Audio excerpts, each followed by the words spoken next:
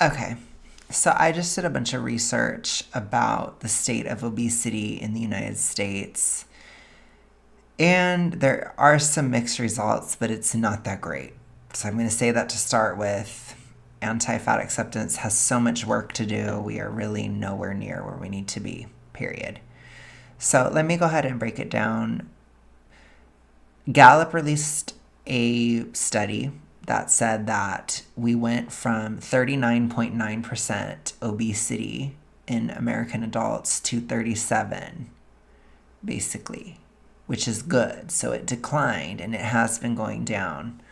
It does seem to be linked to GLP-1 usage, in part because the age demographics that have gone down are people in their 40s and 50 to 65. So basically 40 to 65, that's the biggest range that has lost weight. They've lost the most percentage. 18 to 29, so our Gen Zs, basically no difference at all.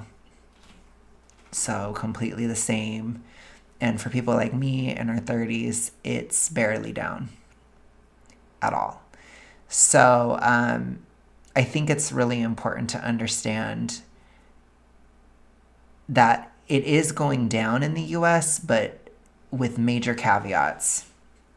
The other thing that we have going on is the diabetes rates are higher than ever. So it goes to show that lifestyle changes are not really occurring. There's still tons of new diabetes diagnoses happening more than ever. Childhood obesity is majorly up. And again, Gen Z, it's majorly the same, basically, or up. So it's really not that rosy. I looked at other countries. I looked primarily at the UK, and there isn't any change, unfortunately.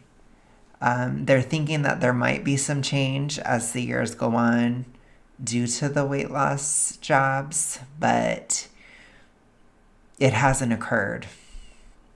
Which I know that that's like, oh my gosh, you know. But it goes to show fat acceptance is still winning. It is. So I want us to really focus this year and stay on track, stay on goal. This is not over at all. This is not even close. We're at the very beginnings. And it's honestly disappointing. I'm not going to lie. It's very disappointing. Let me see if I can show you some of what I saw. So here is the Gallup study showing the obesity rate and the diabetes rate. So you see it hasn't like massively increased, but it's still higher than ever. And obesity has gone down. But let me see. They're kind of breaking it down between men and women. You're seeing that more women are taking the jabs than men, but it's still, I think it was relatively even, but you can see here, let me see here. Percentage of adults, So 5.8, usage among women 15.2, continues to outpace men 9.7, but both groups have more than doubled their use in the past year. These results dovetail with increased awareness of the drugs used for weight loss, which has risen from 80 to 89% nationally in the same period. So obesity for women, it was very slightly higher than for men. So it kind of makes sense that more women are using the drugs and more women are losing, but it kind of ends up evening out, basically, from what I saw in another one. Because this is just saying who's taking it. And then if we look at age group, so you can see the biggest change is 50 to 64, this age range. They've lost 5 points. since 2022, quickly followed by 40 to 49, 4.3 points. And you look at me, I'm one of these, 2.2%. So it's still good in the 30s. Like, that's something. It's not nothing. And then when you get to Gen Z, it's only 1% down. Gen Z does have a lower obesity rate than the other groups, though. So that's kind of hopeful. And these groups have the highest obesity rate, the 40 to 64 range. So I think we're seeing it kind of even out a little. It makes sense, though. So it's nothing dazzling. And then if you see here, you can see the percentage of GLP-1 usage, the change. So it kind of reflects,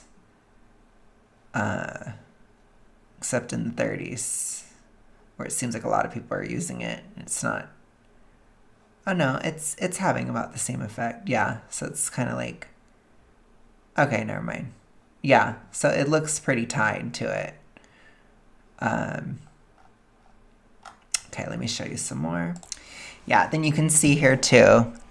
So the age range, when you look at age, especially millennials and Gen Z are doing horrible. So you can see we had the largest rise in obesity throughout the years. So an 18 to 39-year-old in 2010, it was 26.1. And then as time goes on, people age up and we get to where we're at now. It's up quite a bit. So, and then I think this does, they adjust it for the age or, for the amount of people or whatever. So it's 4.4 percentage points up. So it's still worse, But the 40 to 59, it went down. It's like kind of plateaued. So it's really that demographic that is seeing a difference. So all I'm trying to say is, like, we have a lot of work to do. Basically, we're not even close to where we need to be. So as far as the UK data, I think we're gonna have to wait till May, because I think that's when they do their statistical analysis. So we'll have to check on that.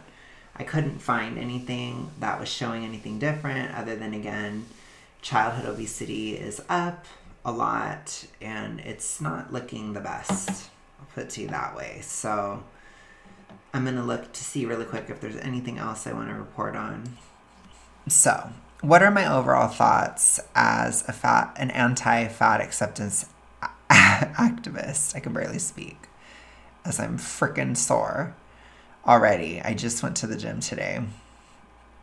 My thoughts on this are, we have a lot of work to do.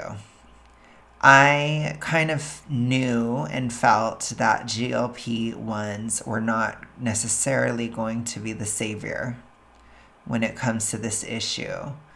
While I do think they are helping for sure, the diabetes rates and stuff like that, it's not exactly giving that we're going in a better direction health-wise completely, or that we're really doing what needs to be done. Basically, we're kind of still degrading over time. I will be paying attention to statistics throughout the year. I will see if anything comes up. I couldn't, like I said, I think I said it already because I've been editing this, but I couldn't find anything for the UK just because we've been covering the UK a lot on this channel. I couldn't find anything new. So they will probably have more statistics later in the year. It's still very early, so we will see. The issue with the Gallup poll as well is that this is self-reported. So we don't even know necessarily if it's totally real, but they've done the same self-reporting every year. So it still does reflect a shift. And I think we have a lot of work to do. I think we're just beginning here. So it is a reality check that this is just starting. And it's disappointing to me a little bit. I'm not going to lie. But it's also like, at the very least, we've destigmatized downsizing somewhat, even though I literally have to censor what I'm saying on the internet a little bit. So we have made some progress. But it's going to be slow. You know, that's how this stuff works. Big changes take a long time. And I don't plan on giving up at all. I am definitely paying attention to Compulsive Rambler. She has been covering some stuff going on within the clinics, within the toxic ritualistic clinics, and how there definitely needs to be some reform there. So hopefully we can bring some attention to that in the future. For me, I'm still working on myself right now. And I'm still kind of in the beginnings of my activism. A lot of what I've done over the past couple years has been a backdrop or a sort of like setup to do more in the future, which I've loved what we've done here. I've loved it so much, but I do hope to make it more prepackaged and more organized and this kind of stuff. There's been a lot of research going on during this time period, and it's a lot of throwing everything out there kind of thing and trying to capture my own journey as best as I can so that I can be more strategic in the years to come. But it's a cultural issue.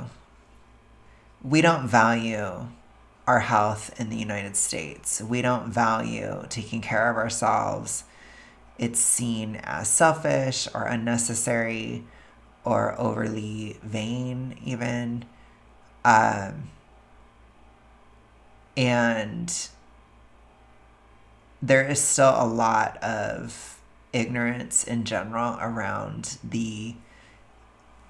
one of the aspects of the toxic ritualistic. So I think the general population doesn't really have any knowledge of it. They just believe people that are fat that say things. And a lot of times those fat people are lying. You see like reinforcement happening. It's like every single article that I'm reading is saying that it's systemic, it's not the fault of the person, it's systemic, it's not the fault of the person. The more that we've leaned on that as a society, the worse it's gotten. So I think like this idea that obesity is going to passively go away one day when the direction of the wind changes, we have to throw that in the trash. I can assure you guys, especially when I was super morbidly obese, I had to fight it. I had to fight to get out. So people need to find that in themselves again. People have lost the ability to get in touch with their body and to fight through something. And there's a lot of talking about it in the US. It's, I'm going to talk about it. We're going to fight. We're going to do this. But there's not a lot of action in the US.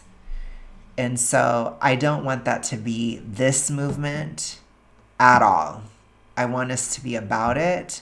I want us to be about the action. I've seen so many positive developments within anti-fat acceptance.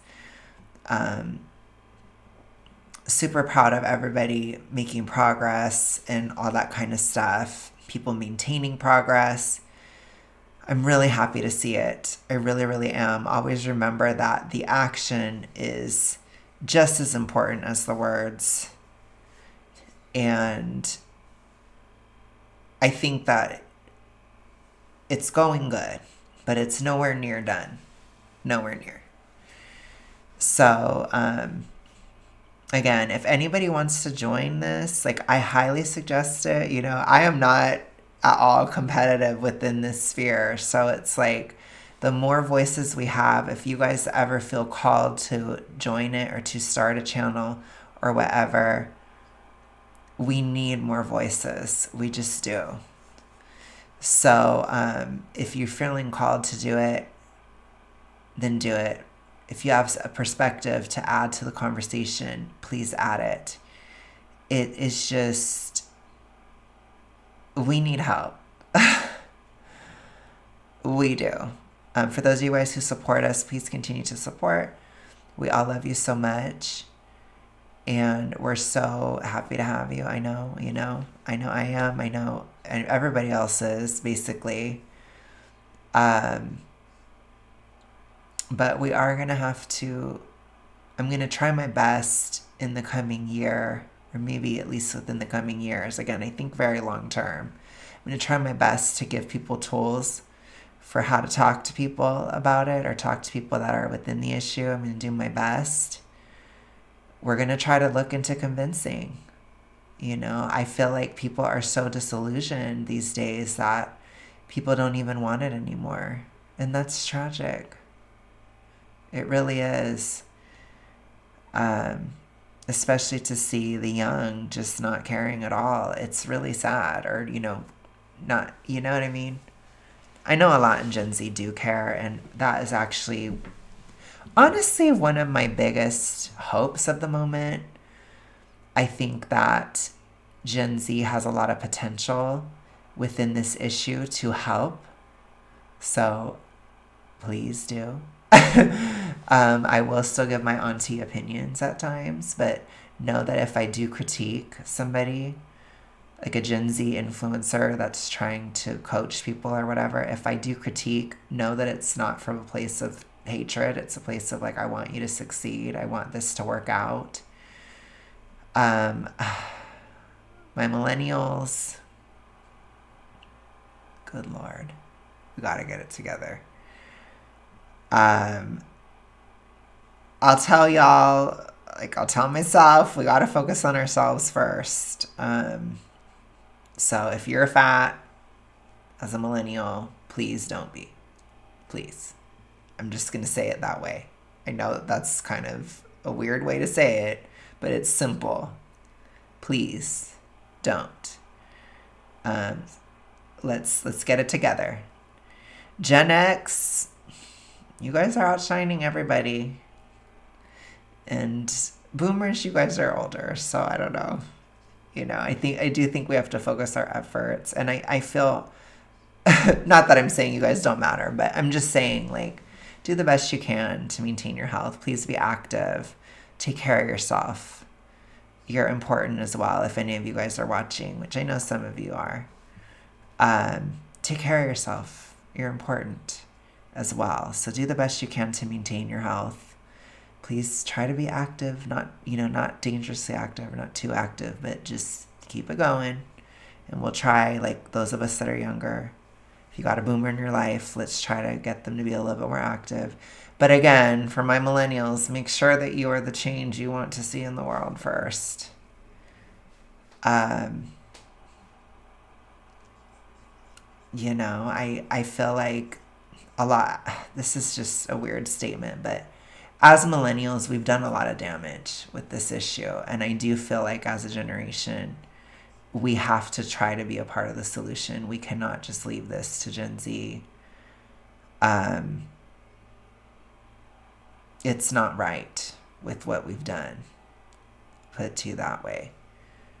And we're kind of at a pivotal point within our age range where we have a lot of sway, both on the younger, I don't know why I was both on the younger and the older too.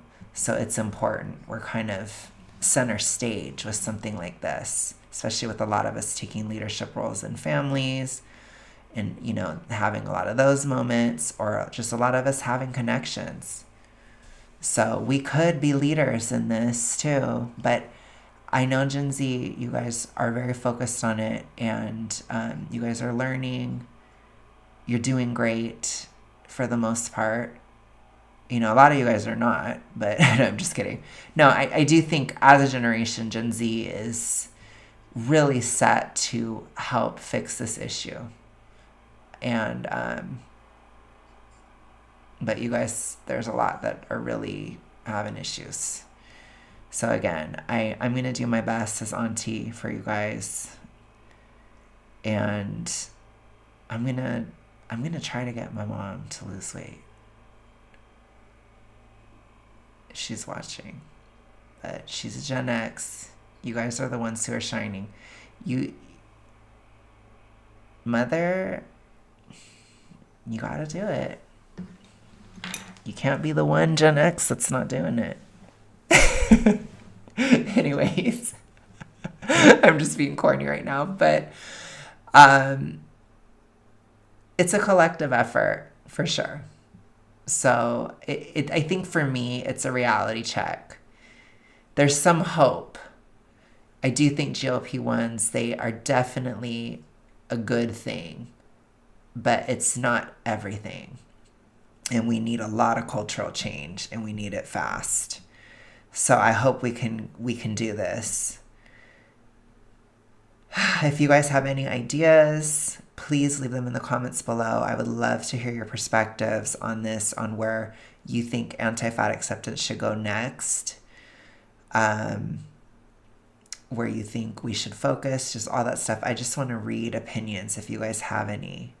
Thank you guys so much for watching. I'll be back with a more normal video tomorrow. And I'm going to be really sore tomorrow, so I feel like I'm going to film and I'm going to be a total bitch tomorrow.